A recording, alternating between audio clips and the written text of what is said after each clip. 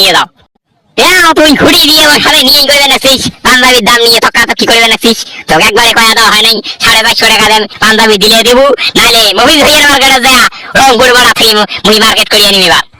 ওই মফিজের মার্কেটের বেলা গোস ওমরা বলে তো মালে কিনবে নাই, 2 নম্বর মাল কিনিয়ে নিয়ে রেট বাড়াই দিয়ে একবারে বানারান দিয়ে দেয়, 1 টাকা দাম বেশি নাই।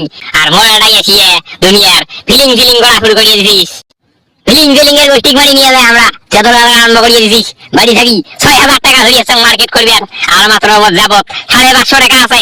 বাড়িতে অনেক বিয়ারে থাকি বুঝিস নাই, 450 হলে পাঞ্জাবি নেম, তাই পাঞ্জাবি নিবেন না, মেজাজ গরম করাইস না। এ ফকরালি বের করে পাঞ্জাবি দিয়ে ঠুকলা কর, এই লোক কাস্টমারটা ছাড়িয়ে যায়। এ আমার আর 350 টাকা আলা হয়েছে, তাড়াতাড়ি বের কর।